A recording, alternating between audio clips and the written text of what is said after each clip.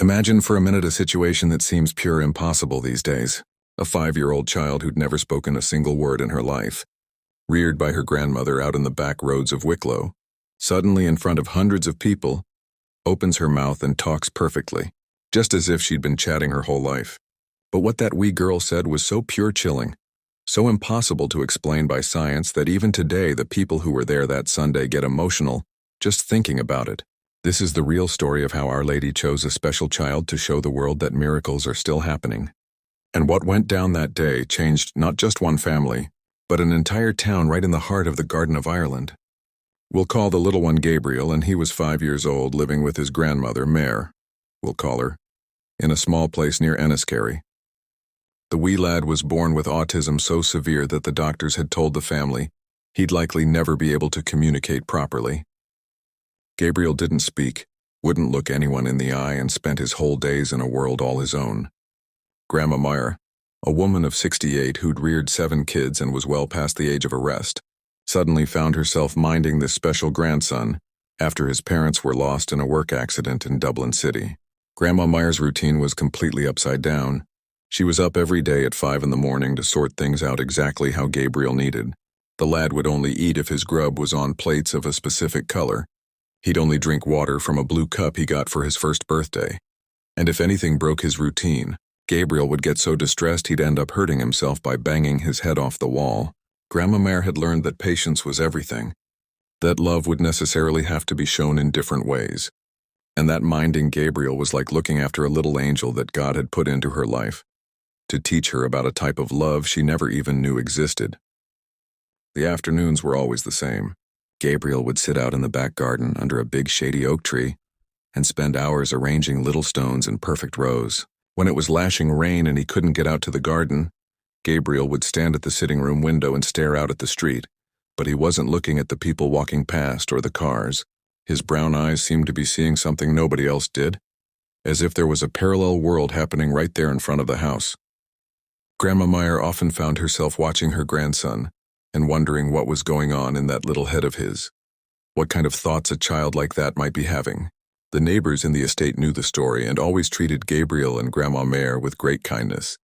Donna Carmel, who lived next door, would always pop round with a bit of homemade baking or offer to help take Gabriel to the doctor's appointments that happened once a month up in Dublin City.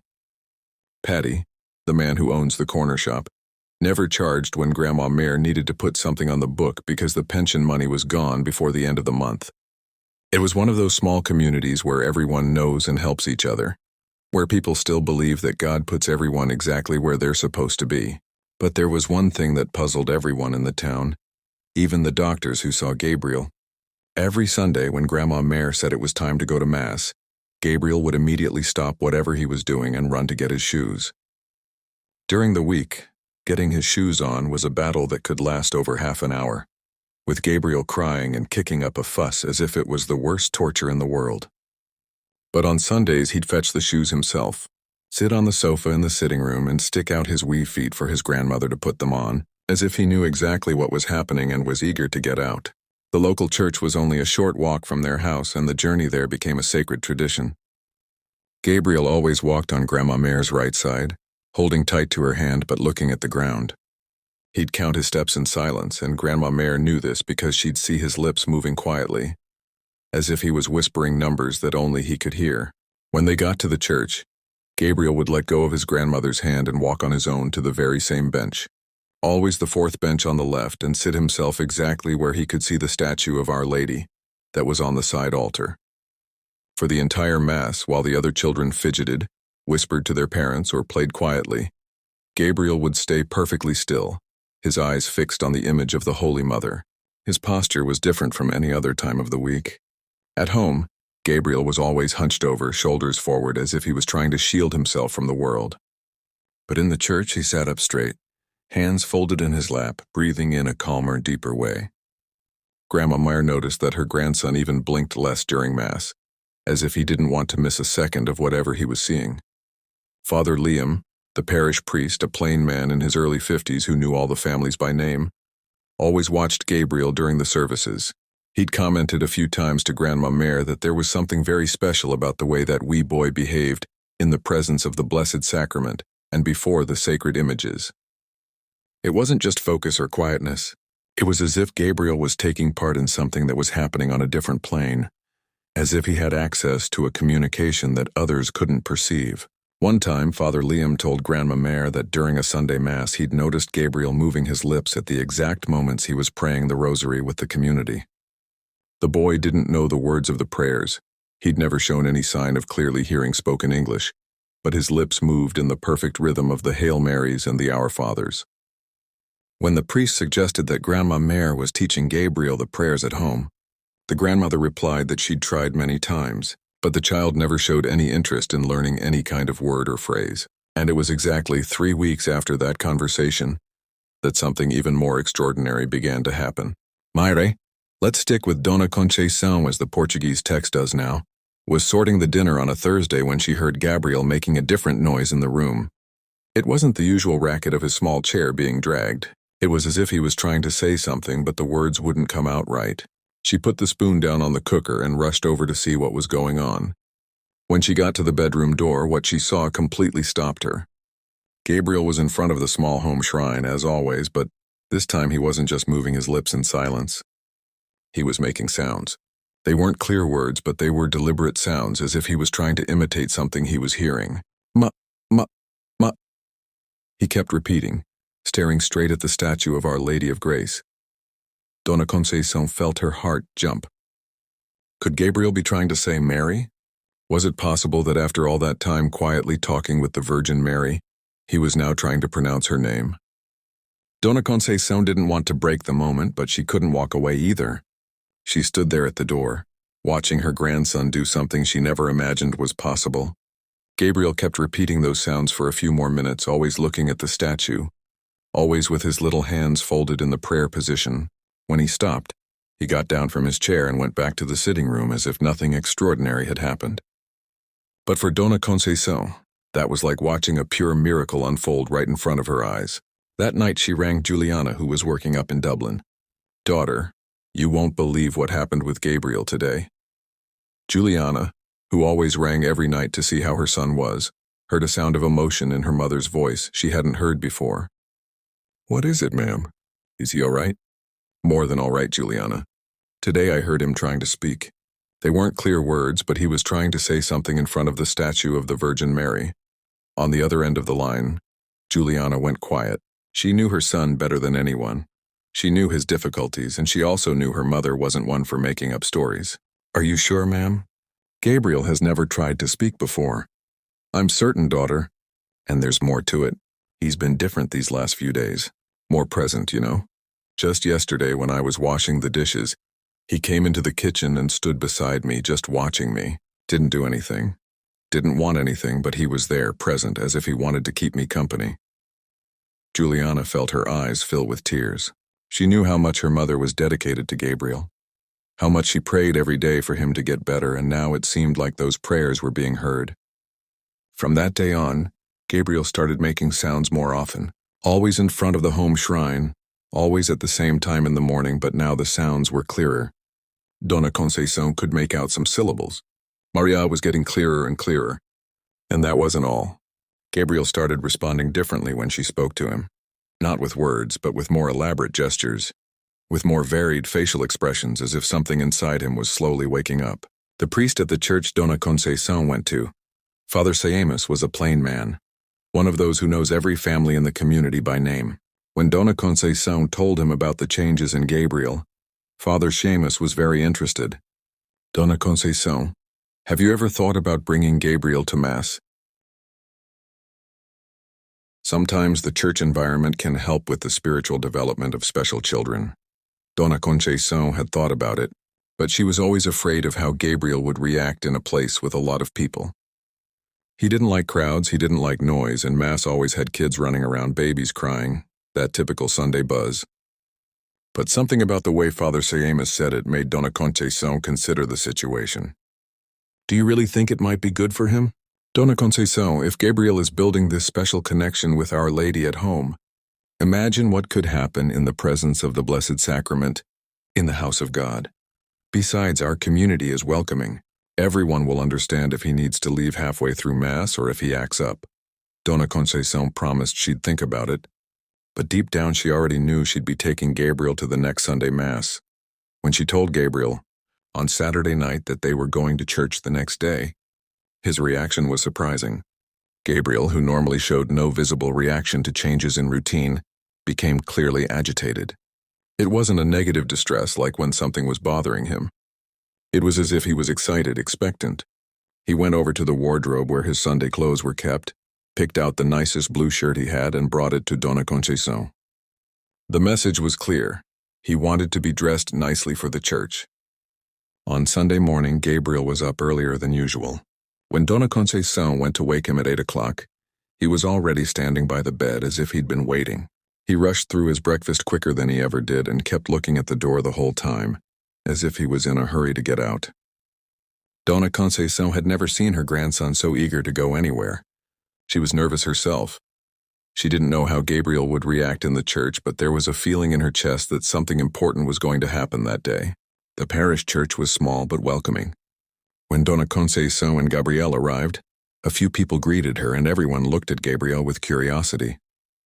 He held tight to his grandmother's hand but showed no fear or discomfort. Dona Conceição chose a bench near the back, close to the door in case they needed to slip out quickly. But Gabriel did something unexpected. He looked around the church as if he was searching for something specific and then pulled his grandmother towards the front benches. Dona Conceição tried to resist. "Gabriel, we'll stay back here, it'll be better." But he insisted with a determination she'd never seen in him before. They ended up sitting in the third bench from the altar, and Gabriel immediately fixed his gaze on the statue of Our Lady that was on the right side of the altar. It wasn't the exact same statue he was used to seeing at home, but his reaction was identical. He put his little hands together, assumed the prayer position, and began to move his lips silently.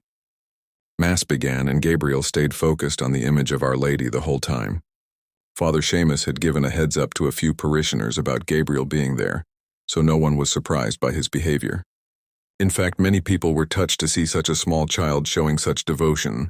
During the hymns, Gabriel didn't sing, but he swayed his body slightly, as if he was feeling the music in some special way. During the readings, he remained still but attentive, as if he was understanding every word that was spoken. It was during the consecration, the most sacred moment of the Mass, that something extraordinary went down. Father Seamus was elevating the host and the whole church was in absolute silence, when Gabriel suddenly shouted from the bench. Dona Conceição tried to pull him back, thinking he wanted to leave, but Gabriel wasn't going towards the door. He walked towards the altar with firm, determined steps, no bother on him at all. The entire church turned to look. Over 150 people stopped breathing at the same time. What was going on? Why was that boy walking by himself towards the altar in the middle of Mass? Father Seamus, who had his hands raised holding the consecrated host, also paused and looked at Gabriel. But instead of stopping the boy, something in the priest's heart told him to let Gabriel continue. Gabriel stopped right in front of the altar, looked up at the statue of Our Lady, put his little hands together, and then the impossible happened. For the first time in his life, in a clear, crystal voice that echoed through the entire church, Gabriel opened his mouth and said, "Ma'am." It wasn't a whispered phrase. It wasn't a confused sound. It was a perfect word, spoken with a clarity that sent a shiver down everyone's spine in the church all at once. But Gabriel didn't stop there. Still looking at the image of Our Lady, he continued, "Ma'am, thank you for teaching me to talk." His voice was sweet, childlike, but there was a seriousness, a maturity in those words that didn't match a 5-year-old child. "I always heard you talking to me at home. Now I can talk too." Dona Conceição, who had been running after her grandson, stopped in the middle of the church aisle, her hands on her chest, crying without being able to stop. "You said that here in the church I'll be able to talk to more people." Gabriel continued, now looking around, seeing all those people looking at him with tears in their eyes. "You said Father Seamus would be happy to hear me." And then Gabriel turned to Father Seamus, who was completely overcome with emotion, and said, "Father, the Mam of Heaven said you pray for me every day. Thank you." Father Seamus couldn't hold back his emotion. He came down from the altar, knelt in front of Gabriel, and said with a choked voice, "Gabriel, what else did Our Lady tell you?" Gabriel looked at him with those eyes that were once lost in the world, but which were now full of light, full of life, and replied, "She said I'm never on my own. that she's always with me, and that now I can tell everyone. In that moment, there wasn't a dry eye in the church. Grown men were crying like children. Mothers hugged their children tighter. Elderly people knelt on the benches. Even the young children, who usually fidgeted during Mass, were completely quiet, as if they knew they were witnessing something sacred, something they would tell their own children and grandchildren about in the future. Gabriel then did something no one expected. He reached out his arms to Father Siamus, asking to be lifted up, and when the priest held him, Gabriel spoke out loud for the whole church to hear. "Father, the Mam of Heaven said there are more people here who are sad, who think God doesn't listen to them, but he does listen, just like he listened to me." And then, looking out at the packed church, Gabriel said, "Everyone who's crying here today, Our Lady told me to say that she loves you too." It was at that moment that the impossible became even more impossible. A woman at the back of the church, Donna Rose, who was known by everyone as someone who'd lost her voice years ago due to a throat problem, suddenly cried out, "I'm after finding my voice. My God, I can talk." She had recovered her voice instantly. A man who was hobbled due to a work accident found he could walk normally. A young mother suffering from severe depression felt a peace flood her heart in a way she'd never experienced before. Gabriel stayed in Father Siamus's arms for a few more minutes and then asked to be put down. He walked back to Donna Concepcion, who hugged him with a strength that seemed to want to protect him from the whole world. "Granny," he said, looking her in the eye, "I always knew you loved me even when I couldn't speak. Our Lady told me." Donna Concepcion couldn't stop crying and kissing her grandson's face. Mass didn't end in the traditional way that Sunday.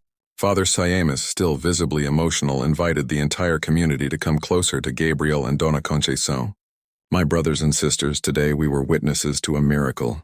But it wasn't just Gabriel who was healed today. We all received a message from Our Lady through this special boy. A message that we are never alone, that our prayers are always heard, that the love of God shows itself in the most unexpected ways." People who hadn't spoken to each other in years hugged that day. Families who were going through a rough patch found hope. Young people who were lost in life felt a sense of direction. And it was all because of a 5-year-old boy who had never spoken a single word, but who chose his first words to speak of the love of Our Lady. In the days that followed, the news of what had happened in the small church spread throughout the whole area. Journalists came from nearby towns to interview Donna Concepcion and Gabriel. Doctors asked to examine the boy, wanting to understand how someone with severe autism had not only started speaking, but also developed such a deep emotional communication ability all of a sudden. Gabriel kept talking and his speech got better every day. But he never lost that special connection with Our Lady. Every day, at the same time in the morning, he still goes to his grandmother's home shrine, folds his little hands, and talks with the Virgin Mary. The difference is that now Donna Concepcion can hear both sides of the conversation. "Good morning, ma'am," Gabriel always starts, and after a few minutes of silence where he's apparently hearing a response, he continues, "Thank you for another day. What do you want me to do today?" And Gabriel's answers always involve acts of kindness. Helping his grandmother with a household chore, drawing a card for his mother who's in Dublin, praying for a neighbor who's unwell. It's as if Our Lady is using Gabriel as a little mission of love in the community. Today, Gabriel is 7 years old and goes to a regular school. He still has some traits of autism, but that doesn't stop him from having friends, learning, and playing like any child his age. But there's something about him that sets him apart from the other children. A spiritual maturity, a natural confidence, an ability to comfort sad people that impresses everyone who knows him. Juliana got a better job in Dublin and can now visit her son more often. Every time she arrives, the first thing Gabriel does is take her to the shrine and introduce her to Our Lady of Grace. "Mam of Heaven, this is my mam on earth. Can you look after her too?" And Juliana, who is never a very religious person, always feels an inexplicable peace when she takes part in those moments of prayer with her son. The small church where the miracle happened has become a place of pilgrimage. People come from miles away to see the spot where Gabriel first spoke, to pray in front of the very same statue of Our Lady that witnessed that extraordinary moment. Father Siamus always tells the story with the same emotion as the first time, and he never tires of repeating the sentence Gabriel said that Sunday. "Our Lady told me to say that she loves you too." But the most beautiful thing of all is that Gabriel grew up knowing he is special, not because of the miracle that happened to him, but because of the love he carries in his heart. A love that was awakened by the maternal touch of Our Lady, who saw in that silent boy a perfect instrument to show the world that there are no limitations that the love of God cannot overcome.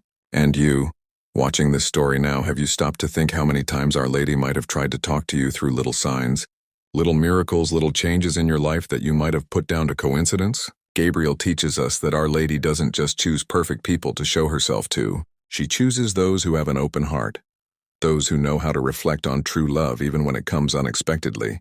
If this story touched your heart, if you believe that Our Lady is still doing miracles these days, leave a comment below with where you're watching from and tell us if you've ever witnessed a special sign from Our Lady in your life. Share this video with at least 10 people as an act of faith, because you never know who needs to hear this message of hope today. And if you know any special child, any family going through difficulties similar to Dona Conceição and Gabriel's, share this story with them too. Subscribe to the channel and hit the notification bell so you don't miss any of the stories of Our Lady's miracles that we share here. Every like, every comment, every share helps these stories reach people who need to believe that miracles still happen. Let's spread the devotion to Our Lady together and show the world that her love has no limits, no borders, and doesn't just choose the perfect, but especially those who most need her maternal intercession. May Our Lady of Grace, the same one who spoke with Gabriel at Granny Conceição's shrine, bless your life, your family, your projects, and your dreams. May she intercede for you with her son Jesus. And may you always remember that just as she told Gabriel, you are never alone. Our Lady is always walking by your side, just waiting for you to open your heart to hear her voice whispering words of love, hope, and faith.